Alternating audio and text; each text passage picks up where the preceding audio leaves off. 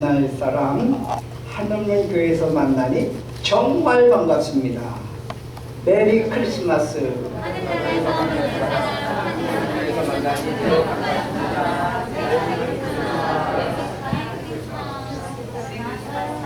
또 다른 분들한테 다시 한번 할까요? 시작. 하늘나라에서 만난 사람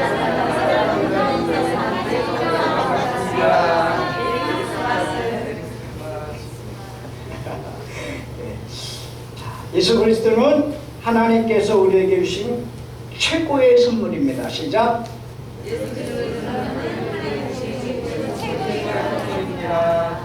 예수 그리스도는 하나님께서 우리에게 주신 가장 값진 선물입니다.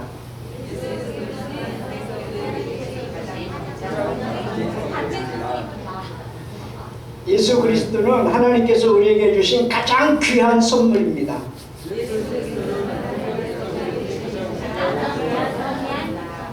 할렐루야. 정말 믿습니까? 예수 그리스도는 우리에게 주신 가장 큰 선물이고 소중한 선물이고 분에 넘치는 과분한 선물입니다. 정말 그렇죠. 요즘 우리가 살고 있는 시대에 세상 돌아가는 이야기들을 들어보면 사회적으로나 경제적으로, 지식적으로, 과학적으로, 그리고 윤리적으로, 도덕적으로 말세에 사는 것이 틀림이 없는 줄로 믿습니다. 우리 인류는 지금 최첨단의 과학과 최고의 지식사회에서 살고 있습니다. 인류가 지금까지 존재해 오면서 이처럼 과학이 발달되고 지식이 이렇게 홍수처럼 넘쳐나는 시대가 없었습니다. 우리 지금 이런 최고의 과학시대 지식정보사회에 살고 있습니다. 이것은 또 다른 말로 말세를 향해서 가고 있다는 것을 입증해 주는 것입니다. 사회적으로 보면 어떻습니까?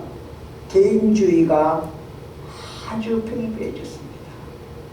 거기다가 이기주의, 자기만 알고 다른 사람은 별 관심이 없어요. 그리고 자기중심적인 그런 사람들이 점점 더 늘어나고 있습니다. 그러다 보니까 정이 사라지고 사랑이 식어가고 있습니다. 아파트 문화, 단절된 문화 속에서 이웃에 누가 사는지도 몰라. 바로 위에 콘크리트 25cm 위에 누가 사는지도 몰라. 밑에 누가 사는지도 몰라. 자기밖에 모르는 그런 사회로 변해돼 가고 있다고 하는 안타까운 현실이죠. 또 뭐예요? 정상적이지 않은, 정상이 정상이어야 되는데 이제는 비정상이 정상인 것처럼 둔갑되어져 가고 있는 사회를 우리는 접하고 있습니다. 이거란 예로 동성애. 여러분, 동성애가 그게 정상입니까? 너무도 비정상적인 게 이것이 마치 정상인 것처럼 세계의 지구촌에 있는 많은 나라들이 동성애를 인정하고 받아들이고 그것을 법을 통과시키고 그런 것들을 지금 각 지구촌에서 일어나고 있어요. 우리나라는 지금 결사적으로 반대를 기독교에서 하고 있고 막고 있지만 과연 이게 언제까지 이걸 막아낼 수 있을까? 한국이 뚫리면 아시아는 그냥 본물 터지듯 저수지 물 뚝뚝 터지듯 그냥 휩쓸어 버립니다. 그런 이제 긴박한 시점에 말세 치마를 지금 우리가 살고 있는 것입니다. 그런가 하면 경제는 어떻습니까? 경제적으로 보면 뭐니 해도 머니가 최고라고 하는 인식을 가지고 있습니다. 만mon이 우상이 되어가고 있는 시대에 살고 있습니다. 선진국은 선진국대로, 중진국은 중진국대로, 개발도상국대로, 후진국은 후진국대로 뭐니 해도 머니가 최고다라고 하면서 다 여기에 매여 있습니다. 물질 만능주의로 이 세상이 지금 흘러가고 있습니다. 돈이면 다 된다고 착각하고 살아가고 있는 그런 나라, 민족, 그리고 사회, 세상 사람들이 그렇게 변해가고 있는 것. 이게 또한 말세의 징조 중에 하나죠. 그런가 하면 어떻습니까? 지식으로 보면은 이 지식적으로 이제 새로운 지식이 나올 게 없어요. 이념과 사상이 이제 더 이상 나올 게 없어요. 어떻습니까? 군국주의, 봉건주의를 거쳐서, 그렇죠? 민주주의, 사회주의, 공산주의 이런 것들이 계속 대립을 하면서 갈등을 일으키면서 이 세상이 흘러가고 있습니다. 더 이상 이제 해 아래 새 것이 없는 것처럼 새로운 지식이 나오질 않습니다. 과거는 어떻습니까? 과학적으로 보면은 지금 최첨단의 과학. 우리는 옛날에는 지동설과 천동설 갖고 막 싸우고 그러던 시절이 있었잖아요. 르네상스를 지나. 그러면서 이제는 지구가 돈다는 건 다 알아. 그런데 이 지구촌에서 이제 살아가는데 일생활권 안으로 들어오게 돼요. 여러분, 지구가 작은 별인 것 같지만 이거 한 바퀴 도는 게 쉽지 않습니다. 그런데 지금 뭐 일일 생활권으로 들어와 이제 조금 있으면 그렇게 됩니다. 근데 이 지구촌뿐만 아니라 이제는 이웃 나라 다니듯이 달나라 그리고 다른 별에 대해서 관심을 갖게 돼요. 그래서 지금 우주 여행이 이제 앞으로 유행이 되어가고 있습니다. 물론 이제 돈 있는 사람들부터 그렇게 하겠죠. 그런 시대가 열렸어요. 우주 시대가 열렸습니다. 뿐만 아니라 이 과학이 생명공학이라고 그래서 뭐예요? 이 생명을 어떻게 해요? 하나님처럼 생명을 만들어내는 그런 수준까지 왔습니다. 그게 뭐예요? 복제. 이제 동물들을 복제를 합니다. 인간도 복제를 하는 시대가 곧 돌아옵니다. 모든 것은 다 돼 있습니다. 이게 말세가 아니면 뭡니까? 그래서 생명을 경시하게 되고 생명을 상품 값어치처럼 여기는 그런 시대가 곧 오게 됩니다. 이것이 앞으로 우리 시대에 올지 아니면 다음 세대에 올지 모르지만 분명히 반드시 옵니다. 이런 지식, 과학, 경제, 사회적 이런 것들을 보면서 우리가 이 세상을 살아가고 있는데 사람들이 현실을 도외시하고 가상현실에 노출돼서 그 착각을 합니다. 가상현실. 그래서 지금 살고 있는 현실과 가상현실과 왔다 갔다 하면서 지금 MZ세대는 지금 그런 것을 경험하고 살고 있습니다. 특히 AI라고 하는 것, 이것을 통해서 어떻게 해요? 이것을 통해서 인간미가 없어집니다. 모든 것이 다 기계로. 여러분, 옛날에는 식당 가면 어떻게 했어요? 아줌마 부르고 뭐 갖다 주세요 그랬잖아요. 지금 어떻습니까? 그냥 뭐 로봇가 쭉 끌고 와가지고 음식을 갖다 주잖아요. 자기가 앉아있는 자리에서 타타타타 버튼을 누르면 자기가 먹고 싶은 음식을 골라 먹을 수 있는 그런 시대가 되어져. 이런 시대들이 이게 편리한 것 같은데 인간미는 말살당하는 거죠. 그러면서 사랑이 식어져가고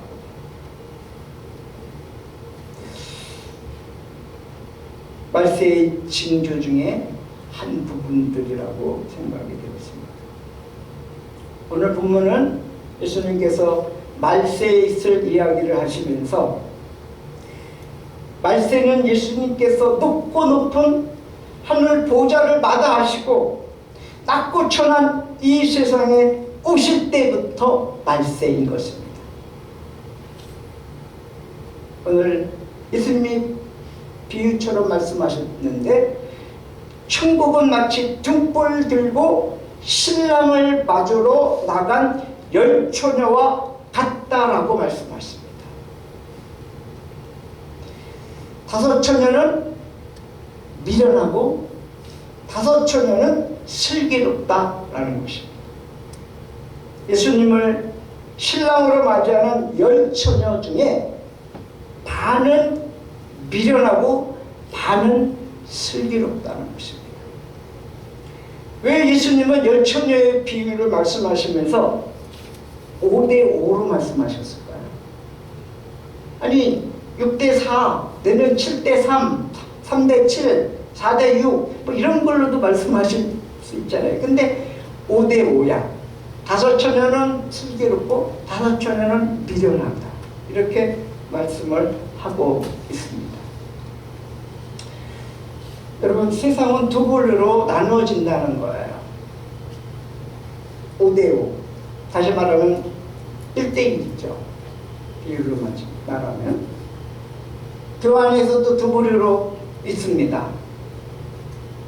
또 이 세상도 두 부류로 나누어지고 성경도 두 부류로 나누어요. 신약과 구약, 천국과 지옥. 그렇죠. 중간지대가 없어요. 중간지대. 회색지대가 없는 겁니다. 천국을 가든지 지옥을 가든지 하지 중간에 어디를 간다? 없습니다.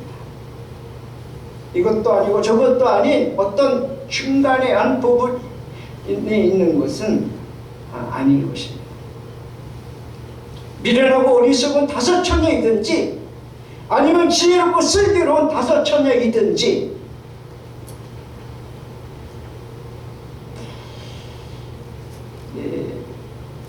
이 두 가지로 우리는 이렇게 예수님이 나눠서 말씀하시는 것을 보게 됩니다.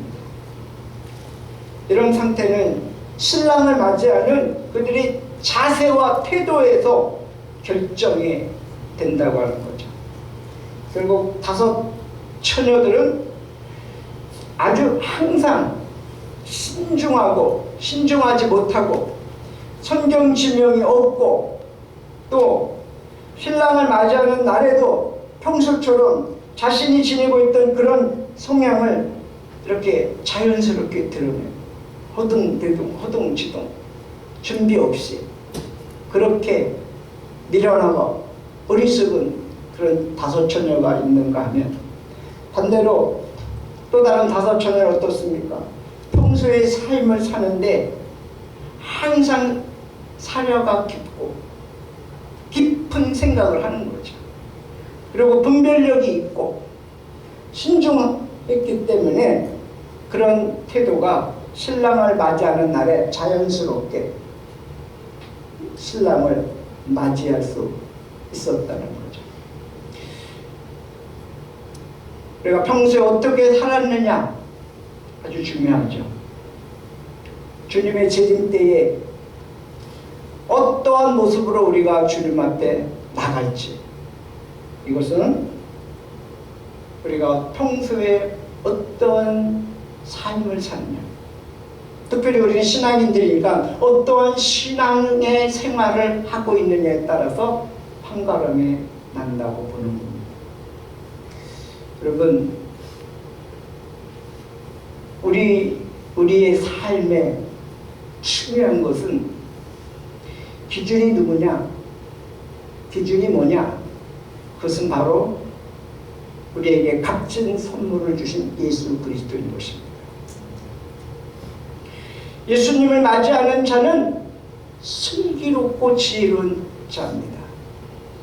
그러나 예수님을 맞이하지 못하는 자는 미련하고 어리석은 그런 자인 것입니다. 아무리 세상적인 지식이 해박하고 세상에서 많은 사람을 도와주고 섬기며 살았어도 예수님이 없는 사람은 미련하고 어리석은 사람입니다. 그렇잖아요. 최후에 가서 신랑이 더디움에 다 졸며 잤다 그랬습니다. 근데 어느 날 갑자기 신랑이 오는 겁니다. 신랑이다! 그러니까 전부 다 일어났어요. 열처녀가. 그런데 평소에 준비하고 그렇게 예비했던 다섯 처녀, 슬기롭고 지혜로운 다섯 처녀는 그 신랑을 바로 나가서 맞이할 수가 있었습니다. 그러나 평소에 그런 삶을 살지 않았던 그런 다섯 처녀는 허둥지둥 되는 거예요. 그때 가서 뭔가 기름을 준비하려고 하니 신랑을 맞이하지 못하는 거죠. 여러분, 우리가 이 땅에 사는 동안에 우리가 좀 부족한 거 있고 연약한 거 있고 우리가 조금 이 땅에 사는 게 불편한 게 많이 있을지라도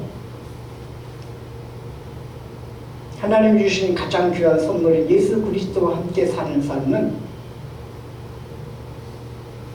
준비된 삶을 사는 것입니다. 성령 충만한 삶을 사는 것은 다시 오실 예수 그리스도의 재림을 준비하며 살아가는 삶인 것입니다. 깨어있는 삶입니다. 성령의 기름 부음을 받은 삶을 살게 되는 것입니다. 그럼 제가 좀 전에 서두에 말세에 대한 징조를 간단하게 말씀을 드렸습니다. 여러 가지 분야에서. 근데 이게 사실입니다. 지금 세상은 말세를 향해서 지금 엄청난 속도로 달려가고 있습니다. 주님이 오실 날이 점점점 빠르게 가까워지고 있습니다. 출애굽의 주님으로 오신 예수님은 우리의 죄와 허물을 사해 주시고 우리를 구원해 주셔서 하나님의 아들을 삼으시려고 오신 초림의 주님. 그런데 다시 오실 재림의 주님은 우리를 천국으로 인도하십니다. 그래서 천년 왕국에서 그 그리스도와 함께 왕노릇하게 하시려고 우리를 데리러 오신다고 하는 사실입니다. 그래서 우리가 이 대열에서 빠지면 안 됩니다. 천년 왕국이 있습니다. 그리스도와 함께 왕노릇할 그 날이 반드시 우리 앞에 오게 되어 있습니다. 주님은 그것을 분명하게 말씀하고 계십니다. 그래서 우리가 이 땅에 사는 동안에 기회입니다. 우리가 지혜로운 다섯 처녀, 슬기로운 다섯 처녀처럼 준비되고 예비된 삶을 살아갈 것인가? 평소에. 아니면 미련하고 어리석은 처녀처럼 준비성 없이 허둥지둥 되면서 살다가 우리의 신랑 되신 예수 그리스도를 맞이하지 못하는 그런 게으른 삶을 살 것인가? 누구에게 달렸어요? 나에게 달렸습니다. 우리 자신에게 달렸습니다. 오늘 아기 예수님이 이 땅에 탄생한 것에 대해서 세상 사람들은 그냥 상업적인 논리에 의해서 그냥 동탄전이라고 하고 그러면서 막 먹고 마시고 즐기고 그것으로 끝입니다. 근데 우리는 초림에 주님으로 오신 그 예수님이 십자가에 못 박혀 죽으시고 그리고 승천하시면서 너희가 본 그대로 다시 오시리라 말씀하셨고 다시 오시겠다고 분명히 말씀하고 계십니다. 그래서 우리는 이 성탄절에 처음에 오신 분은 두 번째도 오실 수 있는 분입니다. 그러니까 처음에 오실 때 사람들이 관심이 없었습니다. 몰랐습니다. 그러나 예수님은 이 땅에 오셨습니다. 다시 오실 예수님, 그분도 반드시 오십니다. 그분이 뭐라고 말씀하십니까? 내가 곧 가겠다. 내가 곧 가겠다. 이 요한계시록 22장의 말씀이에요. 22장 7절에 보면 보라 내가 속히 오리니 이 두루마리의 예언의 말씀을 지키는 자는 복이 있으리라. 12절 보라 내가 속히 오리니 내가 줄 상이 내게 있어 각 사람에게 그가 행한 대로 갚아주리라. 나는 알페와 오마가요 처음과 마지막 시작과 마침이라. 자기 두루마기를 빠는 자들은 복이 있으니 그들이 생명나무에 나아가며 문들을 통하여 성에 들어갈 권세를 받으려 함이라. 그리고 20절 내가 속히 오리라. 그러니까 22장에만 3번이나 예수님이 내가 속히 오리라고 강조하고 있습니다. 그러니까 마지막에 화답이 뭐예요? 아멘 주 예수여 오시옵소서. 마라나타 아멘 주 예수여 오시옵소서. 여러분 주님이 언제 오실지는 모르지만 오시는 것은 분명합니다. 요한복음 14장 6절 말씀에도 14장에 이렇게 말씀하십니다. 너희는 마음에 염려하지 말고 근심하지 말고 걱정하지 말아라. 하나님을 믿으리고 나를 믿어라. 내가 너희를 위해서 처소를 예비하러 가노니 그 처소를 예비해 놓으면 다시 너희를 나 있는 곳에 데리러 오겠다고 약속하셨습니다. 그러면서 예수님이 내가 곧 길이다, 내가 곧 진리다, 내가 곧 생명이다, 나로 말미암지 않고는 아버지께로 올 자가 없느니라 말씀하십니다. 예수 그리스도는 우리에게 주신 가장 값진 선물입니다. 예수 그리스도는 하나님께서 우리에게 주신 가장 소중한 선물입니다. 가장 위대한 선물입니다. 가장 풍성한 선물입니다. 이거보다 더 귀한 값진 선물은 없습니다. 사랑하는 여러분, 예수님의 탄생을 맞이하는 성탄절, 예수님의 다시 오시는 재림의 날이 반드시 있음을 기억하고 그 사이를 살고 있는 우리들은 미련한 어리석은 그러한 다섯 처녀의 삶이 아니라 지혜롭고 슬기롭고 이 세대를 분별할 줄 아는 그러한 하나님의 자녀들 성도들 되시기를 주의 이름으로 축복합니다. 기도합니다. 주님, 초림의 주님으로 오신 메시아 구세주가 죄와 사망에서 우리를 건지시고 용서해 주시고 구원해 주시기 위해서 우리와 똑같은 육신의 몸을 입고 오셨습니다. 예수님을 믿는 모든 사람 누구든지 예수를 믿으면 죄 용서함 받고 하나님의 자녀가 되어 구원받습니다. 그러나 주님이 십자가 지시고 죽으시고 다시 부활하셔서 천국에 가셨고 그리고 반드시 다시 오시겠다고 약속하셨습니다.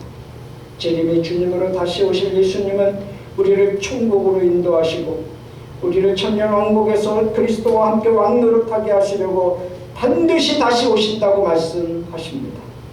우리가 그동안 거룩한 신부로 단장되게 해주시옵고 혼인잔치에 참여할 주인공들이 되도록 깨어있게 하여 주시옵고 기름 준비하는 성령 충만한 성도들의 삶이 되도록 인도하여 주시옵소서. 아버지 하나님, 믿음으로 승리의 삶을 살게 하시고 하나님께 영광 돌리며 살게 해주시고 예수 그리스도 한 분으로 만족한 삶을 살아가는 저희들 되도록 인도해 주옵소서. 예수 그리스도 이름으로 기도하옵나이다. 아멘. 네, 다 같이 일어나셔서 주보에도 있고 여기에도 있죠. 마지막 주보니까 우리 한번 하나님 비전 선포를 한번 같이 했습니다. 주보 안에 보면 그렇죠? 비전 시작. 영혼 구원하여 제자 삼아 정치, 경제, 사회, 교육, 문화, 과학, 예체능 모든 분야에 그리스도 예수님의 제자로 양육하여 기독교 세계관으로 무장시켜 지역, 나라, 민족, 세계 열방으로 파송하여 하나님의 나라를 세우고 섬기며 조국의 평화 통일과 복음 통일을 이루는 주역으로 세워가고 기도하는 우리 하늘문 교회, 우리 하늘문 교회, 할렐루야, 아멘. 찬양합시다.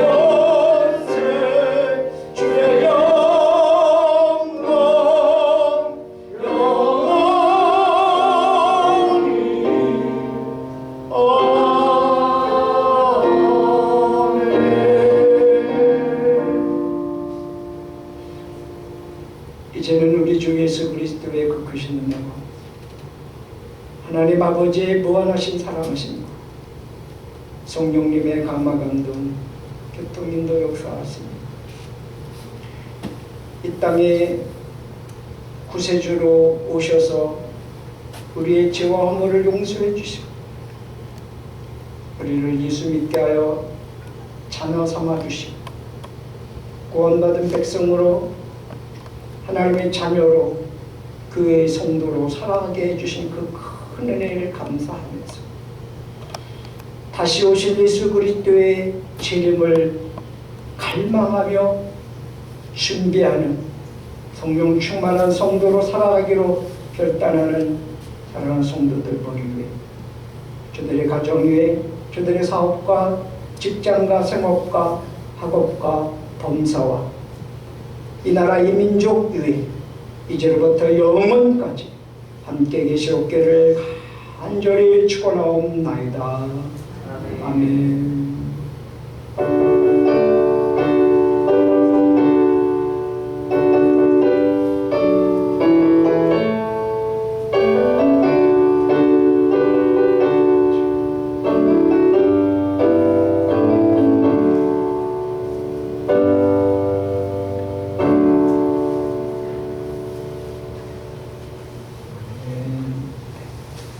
빠지지 조심하시고 식당으로 가시기 바랍니다. 메리 크리스마스.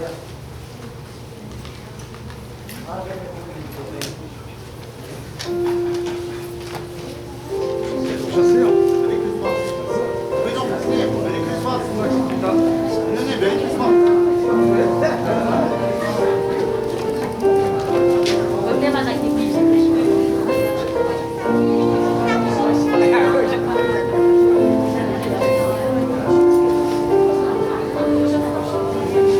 선생님, 메리 크리스마스.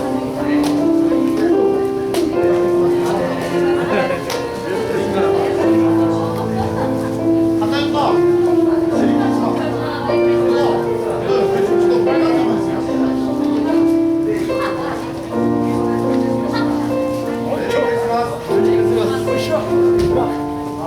메리 나가요.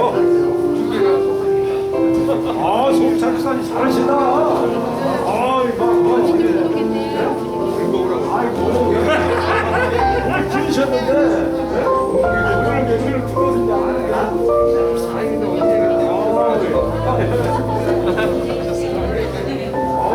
엄마 입었으면 더 멋있을 텐데. 잘 주시네요. 근데 S자가 안 돼. S자가 안 되는 건 잘 주시네. 아이고.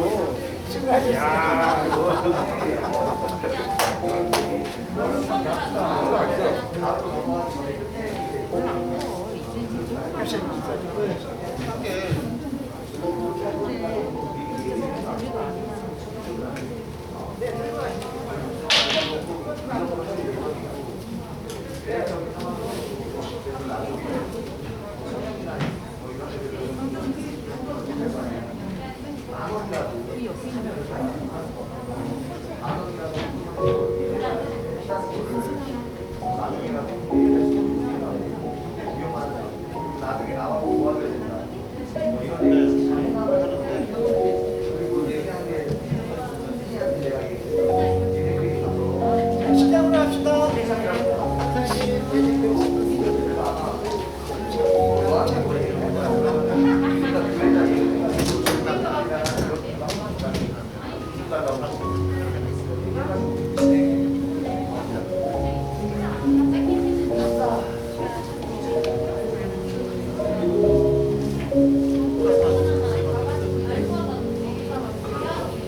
안녕하십니까. 지난주 월요일 날에 선생님이 만나가지고 얘기 좀 했었거든요. 그리고 저기 다음 주잖아요. 제가 뭐 잡는다고 해서 잡는 애가 아니잖아요. 제가 이제 36. 네. 저희 아들이 금방 네. 아, 여기요? 네네.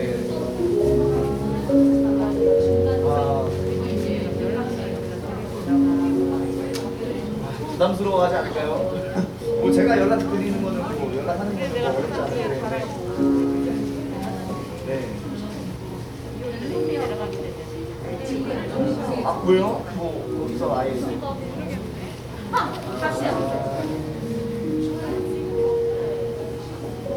이제 끄고 저 이쪽 좀 연락 좀 주세요. 제가 한번 연락드리는데 부담스러워할까봐 먼저 연락하기 하시세요. 여기서 해 여기서. 아, 네.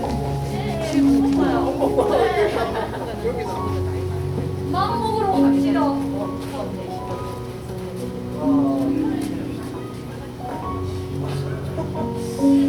일단은 뭐 저도 해보겠지만은 아마 많이 부담스러워할 거예요. 제가 갑자기 일면식도 잘 없는데 가가지고 저 형인데요 이렇게 막 문자 보내면은 활발하지 않으세요? 아 제가 뭐 좀 약간 좀 외향적이긴 하죠. 제가 뭐 모르는 사람한테도 잘 얘기하고 하는데 근데 이제 받아들이는 사람이 좀 무겁게 받아들이면은 네. 제가 뭐 여기 한번 교회도 한번 나와달라고 네, 뭐 그런 뭐 식사 한번 하자 뭐 힘을 드리게 되면 뭐 그런 식으로는 하긴 할 텐데 많이 부담스러워하지 않을까?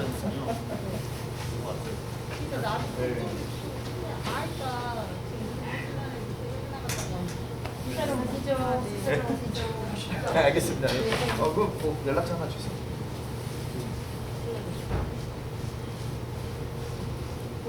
네.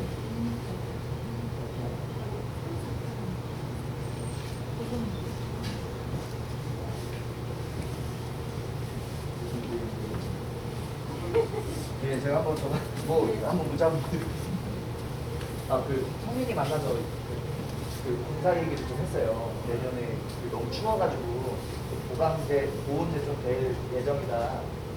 그래서 이제 인건비 따로 없고 그냥 니들 나와가지고 도와줘야 된다. 오케이를 하더라고요. 대신 뭐 작업 기간을 너무 짧게 하면은 자기가 너무 부담스럽고 뭐 일주일에 한 개씩 붙인다 뭐 이런 식으로 뭐 예를 들면 뭐 붙이려면은 뭐 일주일에 하나 뭐 이렇게 하면 도와줄 수 있다고 그러더라고요. 뭐 주일에 뭐 와서 하면 예배 좋은데. 끝나고 오후에 하면 되지. 네네. 그러면은 뭐 그냥 한 개가 아니라 거의 청년들 다 주일날 해버리면 다 끝나는 거지. 뭐. 아침 하나 있어서 일하기 좋고. 네네네. 그래가지고 어른들이랑 다 해가지고. 네네. 아시아 필요 없어요. 저 김일수 쌤 탑책에 올라가서 그냥 싸움. 뭐 그렇게 해도 되고, 아시아도 하고. 이제 어쨌든 이제 자기들이 부담스러운 거는 이제 너무 이렇게 막 주중이나 뭐 이렇게 해가지고 뭐 짧은 공사 기간을 짧게 잡아가지고 막 한 번에 하려고 하면은 자기들은 너무 힘들 것 같다고. 근데 이제 주일날 한 번 딱 네. 오후에 한 번 하루 딱 투자하라고. 네네. 그래가지고 이제 그거는 좀 만약에 인사를 하게 되면 저희는 이제 나와서 하기로 얘기는 해놨어요. 일주일에 한군 에어리어를 정해서 뭐 한 군데 정도 뭐 이런 식으로 하면 할 수 있다. 네네 그런 거는 얘기를 했고 그 견적이 언제쯤 나올까요? 네. 지금 봐야 돼요. 왜 그러냐면은